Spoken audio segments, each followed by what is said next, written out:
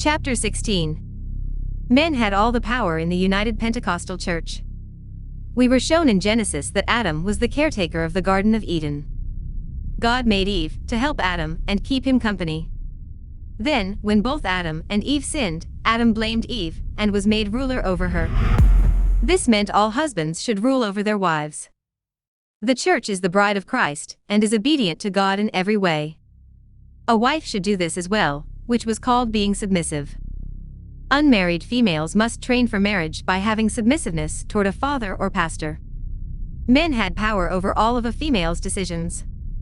How did we ever agree to this? It was the same way we signed away our lives the first time: enticement and progressive control. Soon after we joined, a male relative excitedly told us that women could get special power with angels just by having long hair. I didn't understand why at the time, but some female relatives lowered their gaze and looked away. They already knew it meant a major lifestyle change. I felt embarrassed and ashamed. I looked to the floor, but swept my emotions away. This was just another instance of pushing through discomfort in order to please God. Everyone silently conformed.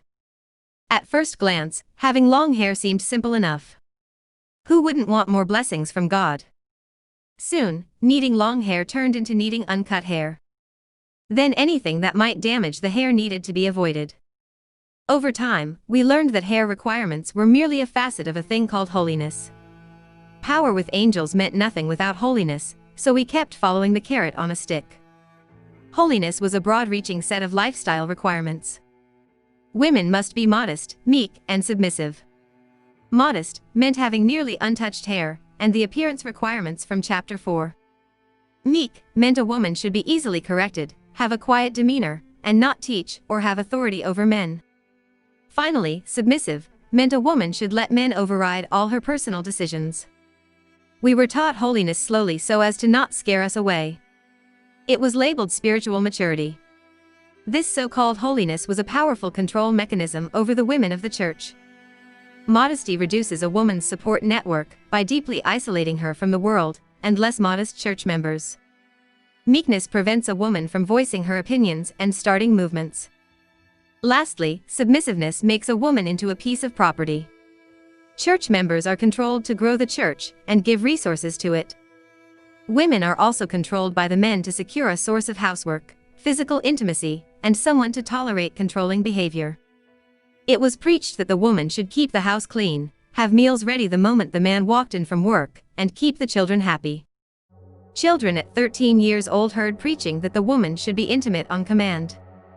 We heard, "There is no saying you have a headache tonight," and "Just put the baby down."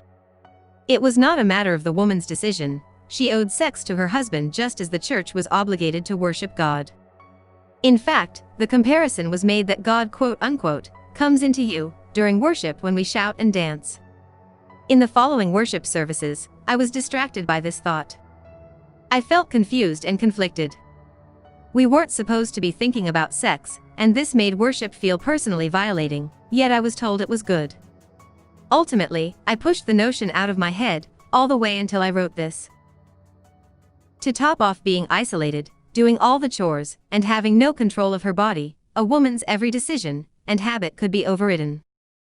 One relative was surprised when her casual, fun-loving fiancé became a controlling husband.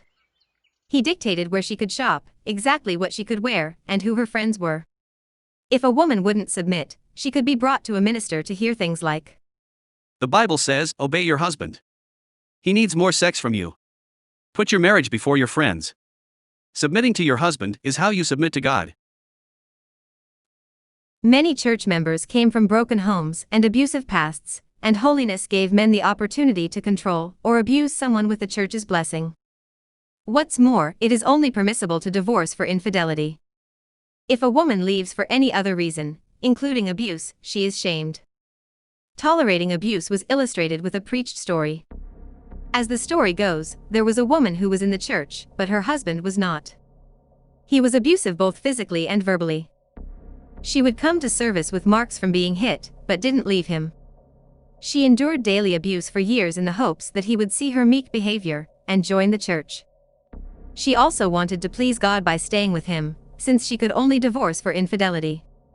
The story ended with the husband dying of alcohol poisoning, or some other poetic justice, and she quietly thanked God for rescuing her. Even if the story is untrue, the message remains.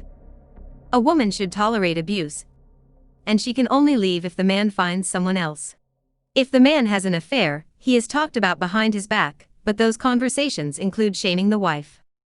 Surely if the wife was doing what she was supposed to be doing, he wouldn't have felt the need to look elsewhere. Affairs and divorce are always the woman's fault. In other words, there is no way out. A girl is groomed to be a submissive, quiet wife from a young age. When she marries, the cult practice of false holiness locks her into its abuse machinery. Then, without her support network or voice, the church throws away the key.